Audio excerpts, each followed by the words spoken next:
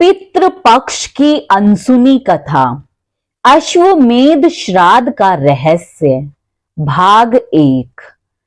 कथा का शुभारंभ हो रहा है। आइए पहले इस प्रारंभिक भाव को हृदय में उतार लें।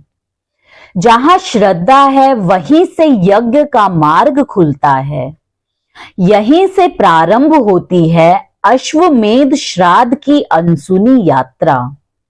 अब कथा की शुरुआत सुनिए।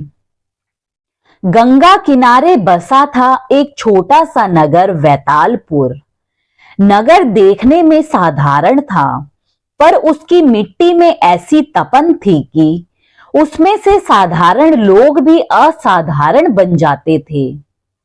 यह वही स्थान था जहां कभी महर्षि भृगु ने यज्ञ किया था और उनके मंत्रों की ध्वनि अभी भी वायु में गूंजती थी।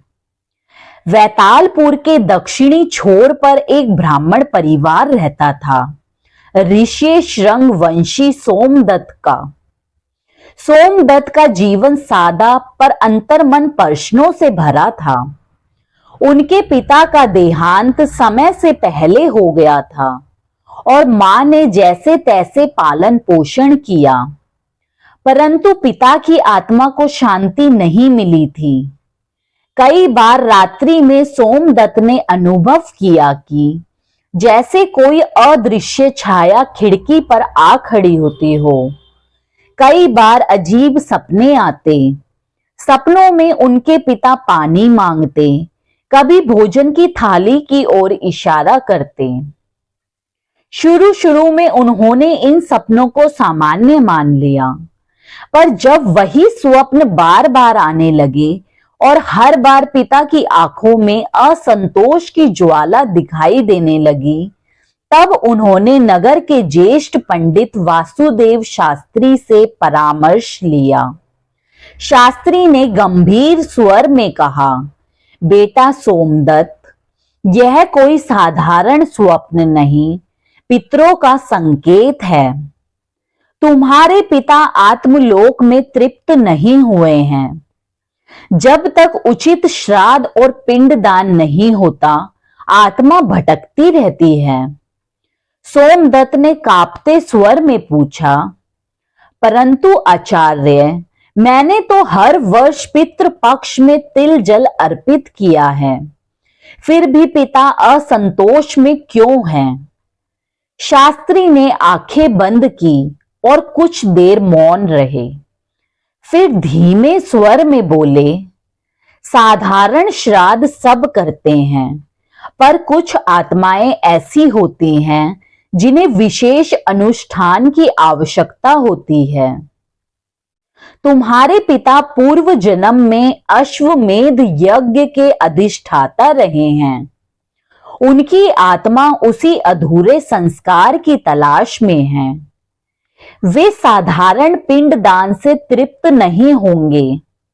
तुम्हें अश्वमेध श्राद्ध करना होगा। सोमदत्त स्तब्ध रह गया। उसने पहले कभी इस अनुष्ठान का नाम भी नहीं सुना था। श्राद्ध तो उसने सुना था, पर अश्वमेध यज्ञ जैसा कोई श्राद्ध नहीं सुना था। शास्त्री ने समझाया, यह अत्यंत गुप्त और दुर्लभ विधान है। इसे केवल वही करता है जिसके कुल में पूर्वजों का ऋण विशेष गहरा हो। इस श्राद्ध में अश्वमेध की तरह एक प्रतीक अश्व का उपयोग होता है और उस पर पितरों का आह्वान किया जाता है। किंतु ध्यान रहे, यह आसान नहीं है। यदि त्रुटि हो जाए तो पितरों का क्रोध वंश पर भारी पड़ सकता है। इन शब्दों ने सोमदत्त के हृदय में भय भी बो दिया और एक नई जिज्ञासा भी। वह जानना चाहता था कि आखिर उसके पिता क्यों अशांत हैं और यह अश्वमेध श्राद्ध का रहस्य क्या है। उस रात सोमदत्त फिर सपने में अपने पिता को देखता है। इस बार दृश्य और भी विचित्र था। उसने देखा कि एक सुनसान मैदान में एक श्वेत अश्व बंधा हुआ है और उसके पास उसके पिता खड़े हैं। पिता ने करुण स्वर में कहा, बेटा, तेरा तर्पण मुझ तक नहीं पहुंचता। मेरी तृष्णा शेष है। जब तक अश्वमेध श्राद्ध न होगा मुझे मुक्ति नहीं मिलेगी। मेरे साथ साथ 7 पीढ़ियां भी बंधन में हैं। मेरी आत्मा जल रही है। सोमदत्त चीखते हुए उठ बैठा। शरीर पसीने से भीग चुका था। उसे समझ आ गया कि अब विलंब करने का कोई अर्थ नहीं। सुबह होते ही उसने नगर के पंडितों, साधुओं और आचार्यों को बुलाया और कहा कि वह अश्वमेध श्राद्ध करना चाहता है। लोग हैरान रह गए। कई पंडितों ने कहा, भैया सोमदत्त, यह तो बहुत कठिन कार्य है। सामान्य श्राद्ध तो सब कर लेते हैं, पर अश्वमेध श्राद्ध का विधान तो शास्त्रों के गुप्त भागों में लिखा है। इसे करने वाला दुर्लभ होता है। परंतु सोमदत्त अड़ा रहा। उसने कहा, चाहे मुझे प्राण क्यों न देने पड़े, मैं पितरों को शांति दिलाए बिना चैन से नहीं बैठूंगा। नगर में चर्चा फैल गई। लोग तरह तरह की बातें करने लगे। कुछ ने कहा यह पागल हो गया है, तो कुछ ने कहा कि यह ब्राह्मण तो अब कोई अलौकिक काम करके दिखाएगा। पंडित वासुदेव शास्त्री ने कहा, बेटा, यदि तू दृढ़ है तो तुझे नर्मदा नदी के उस पार स्थित महर्षि च्यवन के आश्रम जाना होगा। वही इस अनुष्ठान का पूर्ण विधान जानते हैं। सोमदत्त ने मां से आशीर्वाद लिया और यात्रा पर निकल पड़ा। मार्ग कठिन था। घने जंगल, जंगली जानवर, बीच बीच में साधु संतों से मुलाकात, यह सब उसकी आस्था की परीक्षा थी। एक बार रात में जब वह अकेला यात्रा कर रहा था, तभी उसे लगा कि कोई उसका पीछा कर रहा है। पीछे मुड़ा तो देखा एक काले वस्त्रधारी अज्ञात पुरुष खड़ा है। उसकी आंखों में अजीब चमक थी। वह बोला, सोमदत्त, तू अश्वमेध श्राद्ध करने जा रहा है। क्या तुझे पता है, यदि यह सफल हुआ तो तेरा वंश स्वर्ग पुण्य में स्नान करेगा, पर यदि असफल हुआ तो पूरा वंश पाताल में चला जाएगा। सोमदत्त ने हिम्मत जुटाकर कहा, मेरे लिए भय और मृत्यु का कोई महत्व नहीं। मैं केवल अपने पिता की शांति चाहता हूं। वह पुरुष रहस्यमय मुस्कान देकर जंगल में विलीन हो गया। आखिरकार सोमदत्त नर्मदा तट पर पहुंचा। वहां गुफाओं के बीच महर्षि च्यवन का प्राचीन आश्रम था। महर्षि वृद्ध हो चुके थे, पर उनकी आंखों में ब्रह्म तेज था। सोमदत्त ने साष्टांग प्रणाम कर सारी कथा सुनाई।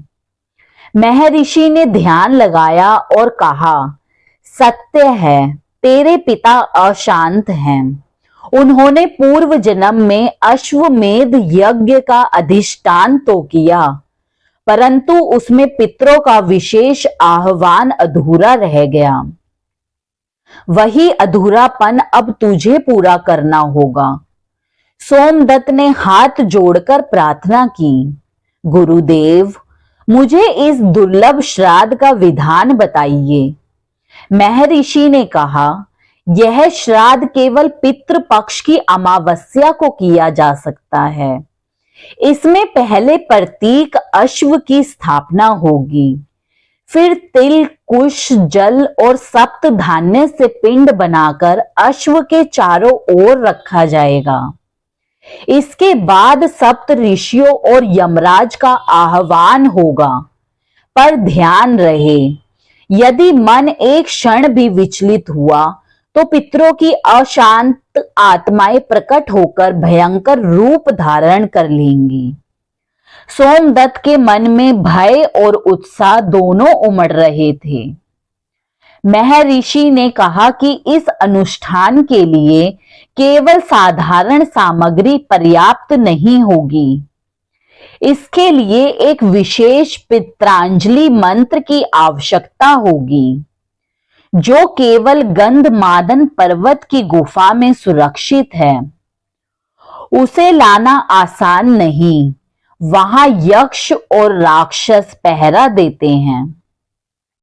सोमदत्त ने प्रण किया कि चाहे कुछ भी हो वह उस मंत्र को लाएगा, क्योंकि अब यह केवल उसके पिता की मुक्ति का प्रश्न नहीं था, बल्कि पूरे वंश की मुक्ति का मार्ग था। यहीं से उसकी दूसरी यात्रा शुरू हुई, गंधमादन पर्वत की ओर।